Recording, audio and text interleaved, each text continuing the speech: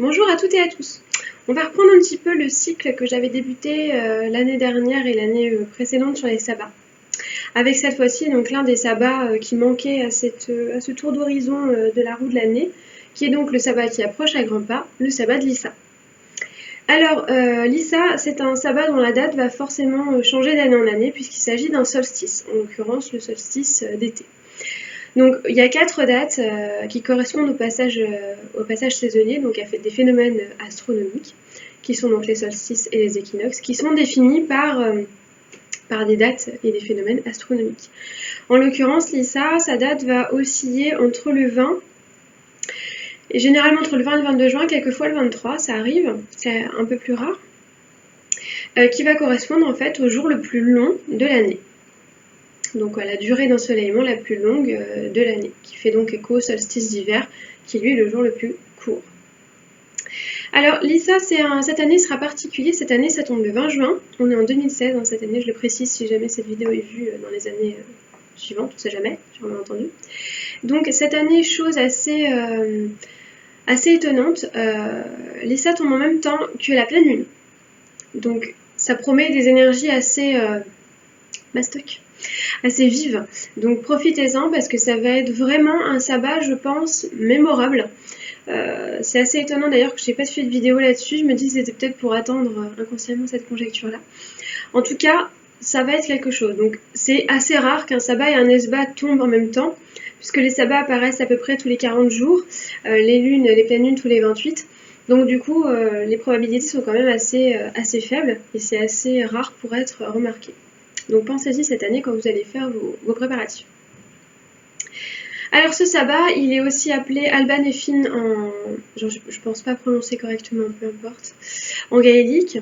On l'appelle aussi Coawin dans certaines peuplades gaéliques, qui s'écrit Coamhain en référence donc à Samhain. Donc en tant que passage entre les mondes. Et il a aussi le nom anglo-saxon de Midsummer, nom qui laisse des fois un petit peu perplexe, puisque Midsummer veut dire milieu de l'été, chose qui est assez incompréhensible pour nous, puisque pour nous, c'est pas le milieu, c'est le début de l'été, puisque pour nous, le solstice d'été marque l'entrée officielle dans la saison d'été. Il faut savoir que c'est un héritage des coutumes celtes, qui, elles, voyaient le début de l'été à Beltane, le milieu à Lissa, la fin à Lunasa, donc qui marquait pour le coup le début de l'automne. Mabon était donc l'apogée de l'automne et non pas le commencement. Samhain était la fin et donc le début de l'hiver. Yule était le milieu de l'hiver qu'on appelle aussi midwinter du coup, etc., etc., etc. Donc les équinoxes et les solstices ne marquaient pas le début des saisons, mais leur milieu, leur apogée. D'où le nom de Midsummer. Donc l'Issa, c'est donc le jour le plus long de l'année. Donc c'est un moment où le soleil est très proche de la Terre au niveau astronomique et forcément on est au top de l'ensoleillement, on est au top des pouvoirs naturels, etc. Donc c'est vraiment un moment de luxuriance extrême. C'est souvent des jours où on a des fleurs qui vont fleurir très vite, des plantes qui vont avoir une croissance très accélérée, des animaux qui vont être en effervescence complète. Si vous avez l'opportunité d'observer la nature à l'Issa, vous allez voir que c'est vraiment un moment d'explosion totale. Donc du coup, on profite de ce moment-là, de ce moment de grand pouvoir naturel, pour partir en nature, certes pour observer, mais surtout pour cueillir et récolter les plantes magiques. Puisqu'on dit que les plantes magiques sont à ce moment-là au maximum de leur capacité. Elles sont à leur apogée, à leur summum. Donc du coup, c'est vrai que c'est un bon moment si vous avez travaillé avec les plantes. C'est un très bon moment pour du coup aller faire vos récoltes, aller cueillir. Alors on ne récolte pas tout, on parlera des plantes dans la deuxième partie de la vidéo. Dans la partie un peu plus pratique, vous verrez qu'il y a certaines plantes qui méritent vraiment d'être récoltées à l'Issa plutôt qu'à tout autre moment. On va aussi fêter tout ce qui va être renaissance, bien sûr, et fertilité, évidemment, puisque c'est aussi le moment des fruits. Et ça, c'est la période vraiment, vous allez voir les cerisiers qui vont commencer à se couvrir, crouler sous les cerises. Vous allez avoir des fraises, vous allez avoir des... Alors les fraises, techniquement, ça avait commencé avant, là, cette année, c'est tardif. Vous allez avoir des érelles, des framboises, enfin, Si vous avez un jardin, vous allez voir, ça va. Vous allez commencer à avoir les premières tomates, ça va y aller. Mais du coup, il y a encore un paradoxe. La plupart des sabbats, on l'a vu dans les vidéos précédentes, véhiculent souvent un paradoxe. Là, on y est encore. Certes, on célèbre le jour le plus long, mais c'est aussi le moment à partir duquel, du coup, les jours vont commencer à décliner et où les nuits vont commencer à grignoter sur la durée du jour. Donc, on annonce certes la saison chaude, mais on annonce aussi le déclin du soleil qui, quant à lui, va entraîner l'automne.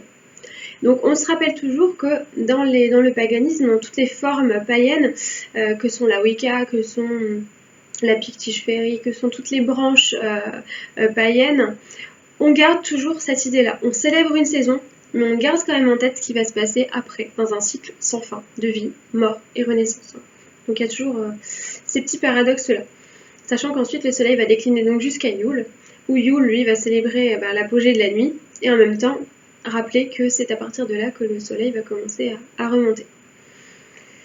Donc évidemment, vu que c'est quand même un sabbat qui est à la fois un sabbat de célébration, de joie, mais aussi de rappel que ça ne durera pas, on en profite pour emmagasiner l'énergie. On emmagasine énormément la force du soleil en prévision des jours plus sombres. Donc c'est des moments où on va se remplir, où on va confectionner des amulettes, où on va bénir, où on va s'occuper des plantes, s'occuper du jardin, s'occuper de son extérieur, de son intérieur, de son soi aussi, pour justement pouvoir être capable d'affronter des jours sombres. Alors, ça peut passer par des choses toutes bêtes avec les premières récoltes, ça va passer par des choses beaucoup plus, on va dire, spirituelles, avec des rituels de montée d'énergie, de stockage dans des pierres, dans des cristaux, dans des choses comme ça. Donc, traditionnellement, on passe la journée à la cueillette des plantes magiques, à la nature, à la communion avec l'extérieur. Et la nuit va être consacrée à la célébration donc solaire. On attend le lever du soleil, on l'encourage, on le fait venir et on brave la nuit, qui est la nuit la plus courte de l'année, pour faire monter le soleil. Attention, il y a une légende qui dit si vous sortez le soir, que si vous marchez sur du millepertuis le soir de Lissa, vous allez vous retrouver dans le monde des fées. Ne mangez rien. Méfiez-vous. Donc Lissa, c'est un nom qui semble signifier roue. C'est pas clairement défini, les linguistes ne sont pas tous d'accord à ce sujet-là. Alors sans doute en lien avec une coutume pré-chrétienne qui recommandait de lancer une roue enflammée depuis une hauteur, depuis une colline, le sommet d'un petit mont, d'un plateau, etc., pour symboliser la descente du soleil vers les champs et les fertiliser. Donc si la flamme restait allumée et vive jusqu'à la fin de la descente, on augurait d'une bonne récolte bien riche. En revanche, si elle s'éteignait, ça nuançait un petit peu le propos. Du coup, plus elle s'éteignait vers le sommet, plus elle s'éteignait rapidement et plus on encourait un risque de disette. Donc il y a aussi une idée de divination qui du coup est très forte à Lissa aussi. C'est un très grand moment pour la divination. Donc dans le même esprit, on a encore gardé des traditions de feux de joie qui vont illuminer cette nuit-là aux quatre coins du monde. C'est des choses qui se font absolument partout et depuis des siècles, pour repousser en fait la nuit et faire venir le jour. Là, la lumière a triomphé, donc on l'a de notre côté, on peut combattre les ténèbres. Du coup, vu que c'est souvent des moments où il fait très beau, on va célébrer de préférence au grand air, en extérieur. Alors par exemple, on va se rassembler la veille au soir pour observer le lever du soleil, et dans la mesure du possible, on passe la nuit dehors, à veiller. Alors on va raconter des histoires, on va chanter, on va jouer de la musique, etc. pour justement chasser la nuit et ramener la lumière du jour. On peut jouer du tambour, des choses comme ça, des percussions qui ramènent le soleil. À l'aube, on encourage le soleil à se lever par des psalmodies, par des chants, par des rires, on jette des chapeaux en l'air, enfin c'est la fiesta. Et on va le faire briller donc sur le jour le plus long et le plus brillant de l'année. Alors, en tant que période de transition, Lissa s'est aussi associée énormément aux petits peuples, aux fées, et aux esprits aussi. On dit qu'ils sont particulièrement visibles à Lissa parce qu'ils viennent marcher sur Terre, ils viennent profiter eux aussi du jour le plus long.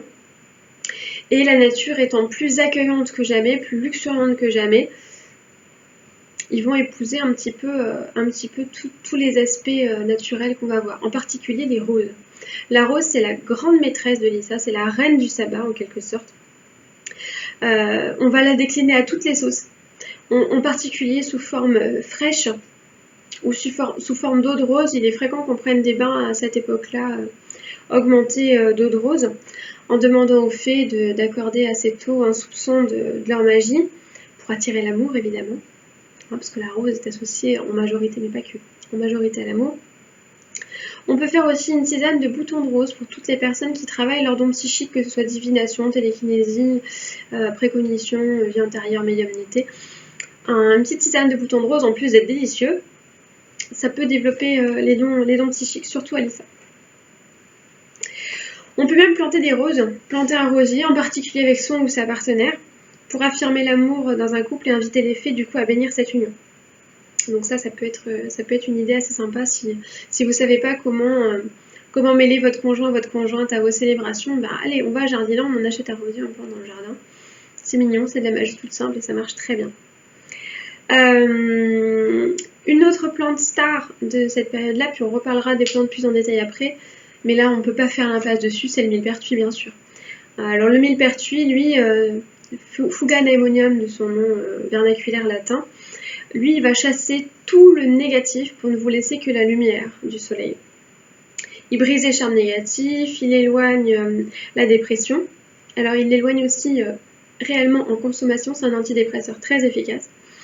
On en ramasse généralement quelques brins à Lisa qu'on va porter constamment pour garder la joie de vivre et l'optimisme même pendant les jours les plus sombres. Sachant que si vous voulez tomber enceinte, vous allez pouvoir le faire. Vous allez ramasser un brin de millepertuis et marcher toute nuit dans votre potager. Ça marche très bien, paraît-il. Moi, je n'ai pas testé, je ne souhaite pas tomber enceinte. Faites attention au regard des voisins. Faites-le à l'aube. Alors évidemment, Lisa, en tant que période d'explosion énergétique, c'est le moment propice pour toute forme de magie, quelle qu'elle soit. En particulier pour tout ce qui va concerner les sorts qui vont engager du renouveau, comme la guérison, comme l'amour, la protection, toutes ces choses qui vont... en particulier, voilà, tout ce qui va être attraction. On est relativement peu dans le bannissement, même si on peut quand même pratiquer du bannissement à Lisa, c'est tout à fait possible, mais on est plus dans une idée d'attractivité. On fait sécher les herbes, on peut même les faire sécher au-dessus d'un feu rituel, et sauter par-dessus pour se purifier, renouveler son énergie, etc. C'est aussi le moment pour les sorcières et les sorciers qui n'en ont pas de partir en quête de la baguette. C'est un moment idéal parce que du coup les arbres sont gorgés d'énergie et du coup leurs branches aussi. Donc c'est un bon moment pour aller la chercher. Donc dans les traditions wiccanes, on a le roi Hou qui affronte le roi Chêne et en sort victorieux bien sûr. Donc ce jour est aussi propice aux unions, au mariage, au hand-fasting, aux promesses aussi, aux visions prophétiques, donc à tout ce qui va toucher divination, rêve prémonitoire, etc. Et aux faveurs des fées, bien entendu. On va célébrer tous les bons sentiments que sont la joie, l'amour, l'abondance, la fertilité, mais aussi la famille, les enfants, les unions, les amis. En gros, c'est un temps de partage et de sociabilité. Moi qui ne suis pas une personne très sociable, j'avoue qu'à Lisa, je ressens le besoin d'aller vers les gens et de voir du monde. C'est vraiment un besoin, je sais pas, ça explose. Entre Lisa et Lunasa, je deviens sociable. Donc 2 mois et demi par an, vous pouvez m'approcher sans crainte. Je plaisante. Donc, c'est donc comme je vous disais un sabbat où le voile entre les mondes va être très fin. C'est le 3e après donc Samhain et Beltane. Et donc c'est propice aussi à la communication avec le petit peuple. Alors le petit peuple, ça va passer par tout et n'importe quoi, depuis la dryade de l'arbre voisin jusqu'à votre esprit domestique. Donc vous allez... par contre, méfiez-vous parce que à Lisa, les esprits ont tendance à être espiègles, ils sont grisés aussi par l'énergie du sabbat. Donc vous devez les accueillir avec quand même une certaine prudence et surtout, beaucoup de respect. Et aucune nourriture venant de leur part ne doit être consommée. Méfiez-vous. Si vous apercevez une dryade dans un buisson et qu'elle vous offre un fruit, parce que ça arrive, ce genre de choses, c'est rare, mais ça arrive, évitez de le manger. Alors il est dit que ce sabbat est aussi particulièrement propice aux rencontres avec tous les esprits qui vont avoir un lien avec l'eau, donc les nymphes, les ondines, etc. Parce que c'est un sabbat qui est profondément aquatique. C'est un sabbat marin aussi, parce que l'eau est une des... Disons que l'eau, c'est la femme du soleil, si vous voulez. Pour que la nature explose, certes, il faut du soleil, mais il faut aussi de l'eau. Alors ça va passer par la pluie. Du coup, la pluie, Alissa, c'est merveilleux. C'est des moments... moi, je sais qu'autant un bel thé pluvieux, ça va me déprimer, me foutre au fond du trou. Alissa, je vais aller danser sous la pluie parce que c'est merveilleux. C'est la fertilité qui coule sur la terre. Toutes ces notions... de vie qui coule là-dedans. Donc la pluie, les rivières, les sources, les lacs, la mer. Si vous êtes au bord de la mer, profitez-en pour faire vos célébrations sur la plage. Ça peut être une idée assez sympa pour les hommes. Donc, étant donné que l'intensité magique va être particulièrement élevée à ce moment-là, c'est assez judicieux de fabriquer des talismans solaires. Logique, hein. Donc c'est un très bon moment aussi pour prendre des engagements. C'est pour ça que beaucoup de sorciers et de sorcières font leur initiation ou leur hand fasting à ce moment-là. Ou renouveler des vœux. Donc si vous avez fait des vœux lors de votre initiation, ou si vous avez fait des vœux envers votre conjoint lors de votre union, vous pouvez très bien faire un petit rituel pour les renouveler, les renforcer. Donc c'est aussi un bon moment pour honorer et bénir vos animaux. Vous pouvez les faire rentrer un petit peu dans vos célébrations. Leur consacrer des petits moments particuliers, leur faire des talismans, etc. Donc on sacralise et on confectionne les nouveaux talismans, et ceux qui ont perdu leur pouvoir, on les balance dans le feu pour en créer donc de nouveaux et faire le ménage. Vous pouvez faire le ménage dans vos herbes magiques aussi, donc jetez celles qui sont trop vieilles, sachant qu'une herbe séchée au bout de 2 ans, c'est vraiment limite, donc même pour certaines au bout d'1 an. Donc voilà, faites le tri dans vos bocaux et essayez de faire le vide pour accueillir donc les nouvelles plantes que vous allez récolter. Alors, puisqu'on parle de la récolte, on va parler d'un aspect un peu plus pratique du sabbat. Donc là, on a vu les aspects théoriques. On va voir dans un deuxième temps ce qu'on peut faire de concret pendant ce sabbat. Donc la chose la plus importante, évidemment, c'est la cueillette, la récolte. Alors, la récolte à Alissa, elle est très très ritualisée. Vous n'allez pas vous balader comme ça avec un panier, un couteau, ramasser ce qui vous tombe sous la main. C'est un acte sacré, c'est un rituel en lui-même. Moi personnellement, c'est autour de ça que j'axe toute ma célébration, autour de ma récolte. Bien sûr, je fais des récoltes toute l'année, je suis quelqu'un qui part jamais sans un couteau, un panier. Mais Alissa, ça a vraiment une dimension supplémentaire et très sacrée qu'on ne retrouve pas forcément à d'autres moments de l'année. Donc c'est un moment particulier. Et Alissa, interdiction formelle d'utiliser du fer. Parce que ça fait fuir les fées. Alors le fer, le sel, vous le laissez chez vous. Votre putain de gros sel, vous le laissez à la maison. Pour une fois, pitié, laissez le sel à la maison. Et évidemment, s'il ne faut pas utiliser de fer, il va falloir trouver des alternatives. Alors évidemment, toutes les plantes ne sont pas intolérantes au fer, mais il y a quand même une grande majorité des plantes qu'on ramasse à Alissa qui n'aiment pas le fer, parce que ce sont des plantes bénies des fées et que le fer tue les fées, tout simplement. Donc vous n'allez quand même pas les égouiller, celles qui ont fait pousser vos plantes, ce serait quand même un petit peu ingrat. Donc essayez de trouver des alternatives. Alors évidemment, on peut couper juste au doigt. Alors si vous êtes comme moi et que vous faites des grosses récoltes, vous allez vous rendre compte que vous n'aurez plus d'ongles au bout de 20 minutes et que vous allez vous retrouver avec des écorchures jusque-là. Donc trouvez des alternatives. Alors il y a des couteaux en obsidienne qui sont formidables, qu'on peut trouver sur des boutiques, des couteaux en bronze aussi, donc qui ne contiennent pas de fer. Attention, ce sont des produits qui sont souvent très onéreux, donc il faut un certain budget pour les avoir. Il y a quand même une alternative beaucoup plus simple, c'est couteau en céramique. Alors oui, c'est moins glamour que le couteau en obsidienne ou le couteau en bronze, ça je vous l'accorde, mais ça marche super bien. Moi j'ai un couteau en céramique que j'utilise pour aller couper les plantes qui vont craindre le fer. D'accord, c'est un couteau basique avec un manche en plastique noir, le truc bien pourri, mais au moins ça respecte la nature de la plante. Vous coupez avec une lame en céramique et pas avec du fer. La fée vous en remerciera. Alors, cette cueillette, elle peut commencer à l'aube. Si vous êtes courageux, vous pouvez vous lever dès le lever du soleil. Alors attention, laissez la rosée sécher un petit peu avant d'y aller. Attendez quand même que le soleil soit un petit peu levé. N'y allez pas quand les plantes sont encore trempées, elles sécheraient très mal. vous laissez quelques perles de rosée sur les plantes, mais attention de ne pas les cueillir détrempées, sinon à la dessiccation ça risque de moisir. Donc c'est très poétique d'aller cueillir des plantes couvertes de rosée, mais pour les faire sécher, non. En revanche, si vous voulez les utiliser fraîches, foncez.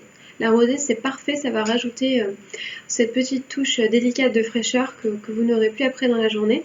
À vous de voir à quel moment vous allez faire votre récolte en fonction de ce à quoi vous destinez les plantes. Seule exception à tout ça, c'est la verveine. La verveine, elle doit être ramassée le soir. Pas le matin, pas l'après-midi, le soir. Il faut qu'elle ait emmagasiné toute la vivacité, toute la chaleur du soleil pendant toute la journée pour qu'elle soit au top de ses fonctions, la verveine. Donc attention à ça. Donc cette dernière, elle est assez particulière. Vous pouvez faire une chose assez intéressante. Vous pouvez faire une eau de bénédiction, une eau de lavage, de purification. Donc vous la plongez directement dans un récipient rempli d'eau fraîche jusqu'au lever de soleil suivant. Donc de préférence vous la retirez avant que les rayons du soleil ne la touchent. Vous la mettez à la pleine lune, du coup, parce que là ce sera la pleine lune. Donc là c'est top pour ce genre de rituel là. Et cette eau, vous allez pouvoir l'utiliser pour vous laver le visage, pour retrouver un regain de jeunesse, vous bénir, vous rafraîchir. Alors évidemment, ça ne se conserve pas très longtemps, mais vous verrez, c'est assez bien pour se pimper du matin.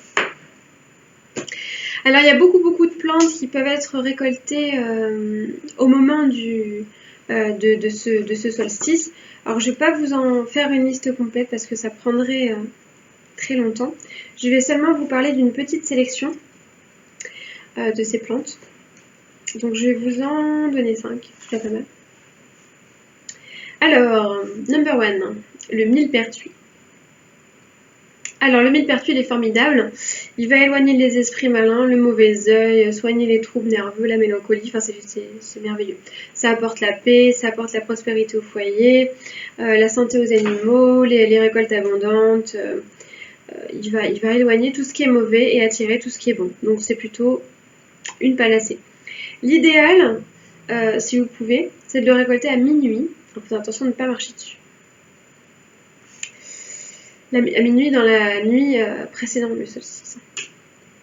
La verveine, donc dont je vous parlais tout à l'heure, donc c'est une plante qui est très sacrée, qui est un peu en voie de raréfication dans beaucoup de régions malheureusement. Attention à ne pas la confondre avec la verveine citronnelle qui est vendue en pharmacie et en jardinerie, c'est pas de la verveine. La verveine s'appelle Verbena officinalis de son nom latin. Et c'est bien de celle-ci dont on parle, la verveine officinale.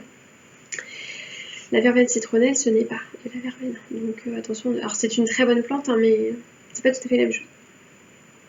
Donc elle est particulièrement indiquée pour les personnes qui pratiquent la divination. Avant de la ramasser, on lui offre une libation particulière, on lui donne du miel à la verveine. Et on l'accueille avec la main gauche, sans fer, sans la main, celle-ci uniquement avec les doigts. Et généralement, on est censé attendre l'apparition de Sirius dans le ciel. Peut-être pas pousser mémé dans les orties non plus, qu'il y ait là de la main gauche le soir de Lisa. Ce sera déjà pas mal, donnez-lui du miel, elle devrait être contente. Donc elle va éloigner un petit peu comme le millepertuis pas mal de tout ce qui est mauvais esprit. Elle va apporter la paix, l'amour, la joie. Et sachant que usage assez particulier chez les gens qui ont des terreurs nocturnes, son infusion permet de ne pas se rappeler de ses rêves. Ça empêche de rêver. Enfin, ça empêche de s'en souvenir. Troisième plante, c'est la fougère.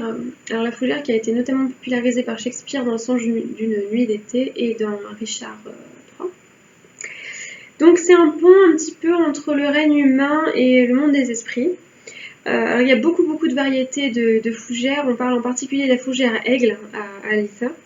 Donc la légende dit qu'à minuit, elle produirait à minuit pile une fleur rouge éclatante et qui attirerait les bienfaits sur celui qui la voit, et que sa graine aurait le pouvoir de rendre celui qui la mange invisible.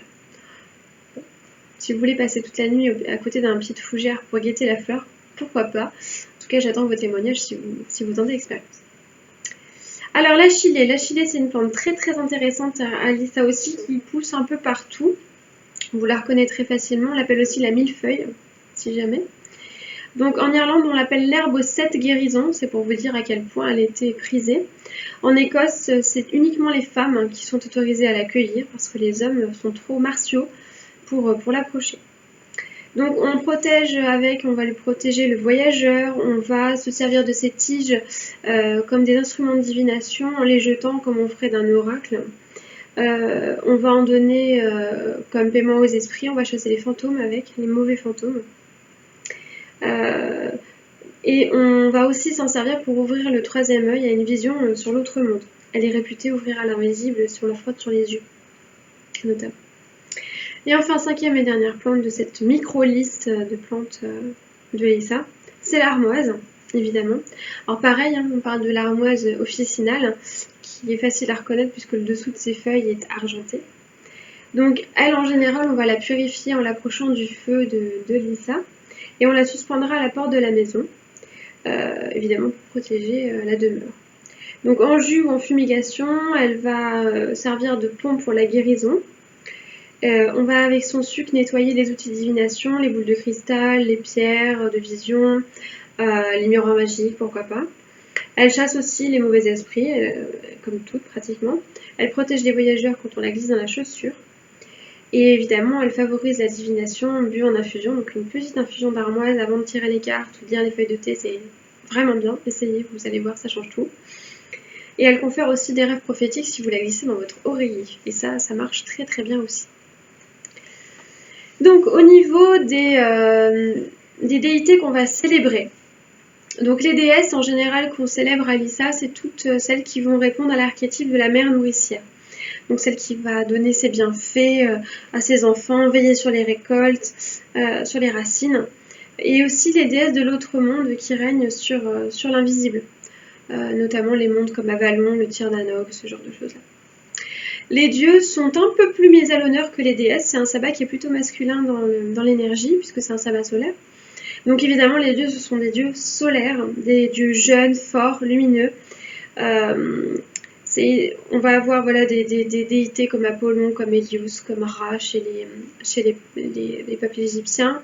On va avoir Bélénos, on va avoir Log, on va avoir tous ces dieux-là qui amènent la lumière, qui amènent la jeunesse, qui amènent un souffle de vie sur la terre. Si vous souhaitez décorer votre autel, vous pouvez lui mettre des tentures et des bougies or, jaune, vert vif, orange, à rajouter des symboles solaires, des roues à rayons, des choses comme ça. Évidemment les herbes du solstice en guise d'offrande, mais aussi des noix et des branches de chêne en tant que potentialité vitale. Côté activité, si vous avez la possibilité et le droit, vous pouvez allumer un grand feu de joie, de préférence en bois de chêne, toujours pour ces associations solaires. Et vous allez visualiser vos ennuis, vos souffrances et celles de vos proches réduites à néant dans les flammes. Vous pouvez les inscrire sur des morceaux de papier et les jeter dans les flammes si vous le souhaitez. Vous allez détruire vos anciennes amulettes, celles qui ont perdu leur pouvoir, ou vos sachets charmes, en les balançant elles aussi dans le feu. On jette tout dans le feu. La belle-mère, si vous en avez marre aussi. Non, ça c'est pas gentil. Vous allez sauter par-dessus le feu, seul ou accompagné, pour renforcer votre pouvoir intérieur. Faire passer du millepertuis aussi, d'un petit bouquet de millepertuis dans de la fumée d'encens, et le pendre à l'entrée de la maison pour protéger votre foyer. Et vous laissez, bien entendu, la nuit du lait et du miel dehors pour les esprits, pour les nourrir. Comme à Beltane, vous pouvez aussi récolter la rosée à l'aube pour les potions. Ça, c'est une chose que vous pouvez faire. Alors, c'est pas évident à faire. Pour avoir tenté de multiples reprises, le plus efficace, c'est de prendre un grand drap que vous allez emmener dans une prairie que vous traînerez derrière vous pour le gorger d'eau avant de le presser au-dessus d'une bassine. Courage, ayez des bras, trouvez des potes musclés pour vous aider parce que la récolte de la rosée, c'est vraiment, vraiment pas facile. Vous pouvez aussi récolter 13 noix avec leur gros pour préparer la liqueur de noix. Et évidemment les fleurs de sureau noir aussi pour préparer du vin de sureau et faire des liqueurs. Puis en plus c'est délicieux le sureau. Même en confiture avec de la fraise, on dirait des nouvelles. Alors au niveau repas, qu'est-ce qu'on peut manger si on fait un repas de sabbat? Alors tout ce qui va être fruits et légumes frais, ça c'est sûr. Bière, vin, gâteau au miel. Tous les mets à base de rose, vous pouvez faire des crèmes à l'eau de rose, des choses comme ça.